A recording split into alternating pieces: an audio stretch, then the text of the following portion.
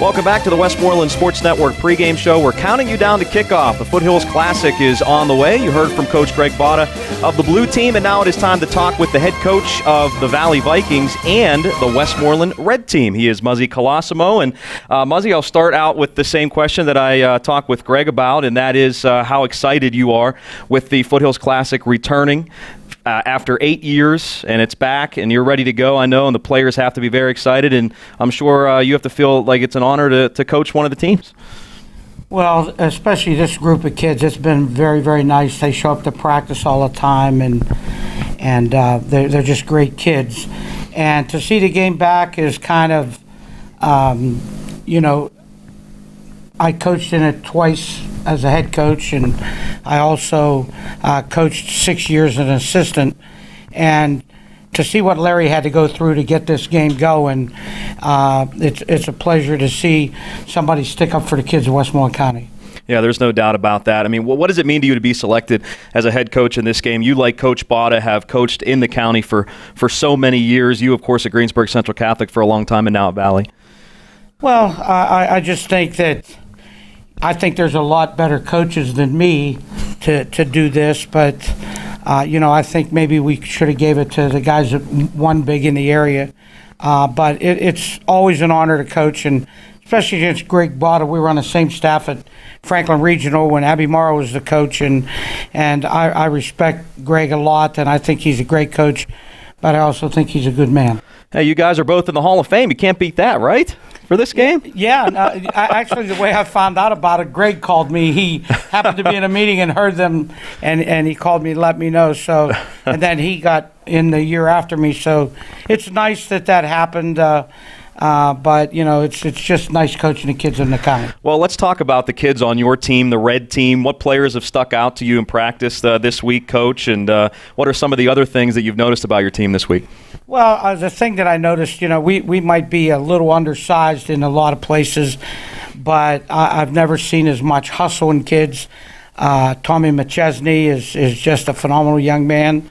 Tyler Belega, just unbelievable kid.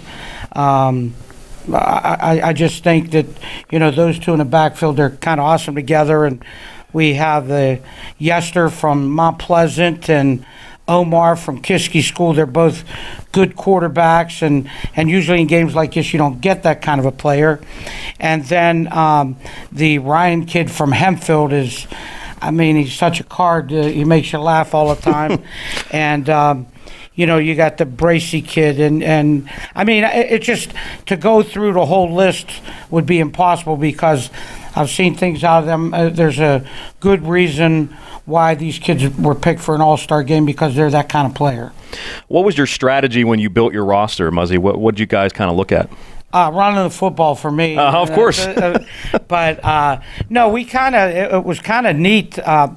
I had never done that way before, like we did here. We had the blue coaches in one table, the red coaches in another table, and everybody had nominated 8 kids from their team, except you had some teams that didn't have 8 seniors. Mm-hmm. So we sat down and we'd talk to anybody that played against them, and we would ask the blue team would ask us, and we came up with a bunch of names, and really, I don't know if you could pick a better kid. I asked Coach Botta about this too, but what was your strategy in practicing this week? Just like I told him, this isn't Valley Vikings football. This is an all-star game, which you guys certainly want to win, but I know you have to juggle some different things during the week and how you hit and everything. So how'd you guys kind of do that? Well, as a coaching staff, we sat down and, we'd do a practice plan, and then, 10 minutes later, somebody suggests something, we change it and put out there when it worked, and it was really neat. We got all the special teams in, and we got a little bit of the running game that I like to do in, and then the defensive guys got to do their thing, and Rich put that offense in so quickly, and the nice thing is all the coaches are great guys, and they're very good coaches. You mentioned Rich Bowen. You have him as your offensive coordinator. You guys couldn't be any more the different side of the spectrum there philosophy-wise. So how did you get along this week? It's okay. You know, I used to watch The Odd Couple and saw how they got along, and that's kind of the same way. He only wants to talk pass, and I only want to talk run. But you know, Rich is a very good coach. He understands the throwing game really well, and every time the ball's up in the air, I get the shakes. And you know, when I was coming through coaching as a young man, you know, they said 3 things happen when you throw the ball, and 2 of them are bad. Mm-hmm. And I'll never forget your Whitfield championship game at Greensburg Central Catholic, and they gave the ball to David Miller 15 straight times, I'm pretty sure, to put that one away. That's a game I'll never forget. Well, you know, and that game, Coach Sullivan come over to me and told me to get him out of the game, and I said, "You want to be fired?" And so what I did was I ran the ball 27 power. Right, yeah. How has your team adapted to learning the plays? I talked with Coach Bott about this too, but you only have a week to get in everything. So how's everybody adapted? Well, I really don't think a week is enough, but I was shocked how well these kids pay attention, how quickly they pick things up, and, you know, hence, that's probably why they're all-stars. Yeah, right, exactly. I mean, is that a big challenge? I mean, how do you kind of get the guys to make sure that they pick everything up? What do you guys have to do differently as an all-star game? Well, I think, you know, we had the proper coaching. You know, you had a guy working with the D-line, the linebackers, the DBs, and those guys all got along really well. And, you know, it was easy to put stuff in because they paid attention. I think maybe the biggest problem was we probably didn't pick enough DBs playing these college quarters. You know, we're going from 12 minutes to 15 minutes, and you know, they're probably going to do a lot of running, and I think we got to be very careful. It's supposed to be hot Friday night, and I think it's got to be that we make sure we rest the kids enough and make sure we get them enough water breaks. I want to go back to this too. You talked about some of your coaches already, but can you talk about your staff and how you assembled it? Yeah, we truthfully, it was we started hanging out as coaches together when we started the county 7-on-7. And I mean, I really don't know a whole lot about my guys other than what I read in the paper or somebody says. So, you know, I picked 2 guys off of my staff. I picked my son, who's been with me for a long time, and then I picked Frank Blair. He's my defensive coordinator, and Frank is probably coaching his last football game for a while, and so I wanted to make sure I got him involved. And, you know, not only is he a great coach, but he's a good friend. And then I was looking at the coaching staffs, and it was real easy to pick Tim Sweeney because of what he did this year out of Derry, and then you find out, you know, he's really a good coach, and he's a pretty intense individual, kind of my style of guy. And then with Richie Bowen, I knew that, you know, if we had to throw the ball, I'd be throwing jump pass over the middle or power pass. And so it was easy to pick Rich. And when we call offense at Valley, Willie calls the throws, I call the runs. And whenever there's a question, we run the ball. So and then you know, I didn't know a whole lot about Dave Kiefer other than I've seen him around. I knew where he coached, but his line coach was Mark Kiefer, and Mark was my line coach at Greensburg Central Catholic, and you know, he's telling me what a great guy he is and all that all that good stuff about him. And then watching him coach, he's a pretty intense individual also. And so it was smart to pick them, and along with Dave, I got to get Mark, and Mark and I were so tight. We used to go on vacations together. Oh yeah, anywhere in particular? We like Wildwood, New Jersey. Okay, yeah, I've been there once. Yeah, Wildwood, New Jersey. There you go. Muzzy, on a personal level, after such a great run at Greensburg Central Catholic, you're now at Valley. You're the AD there as well. How are you enjoying your time coaching the Vikings?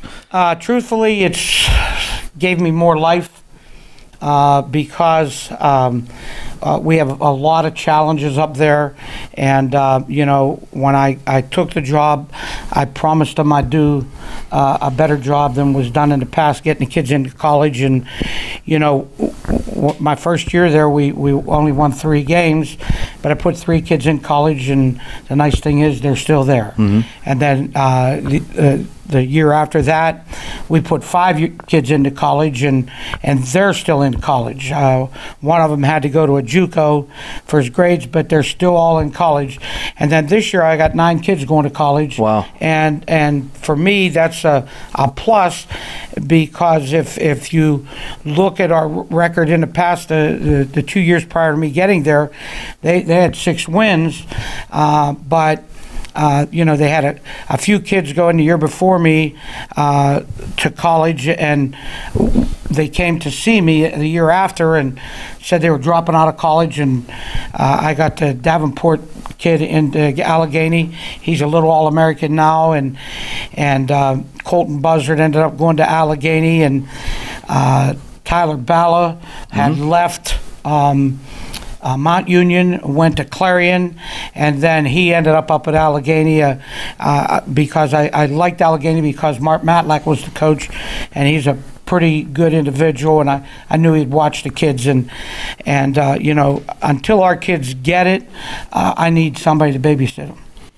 Coach, I asked Greg Botta the same thing. How bad does this staff and this team want to win this game? I know they want to showcase their talents, but it's an all-star game, but you want to win, right?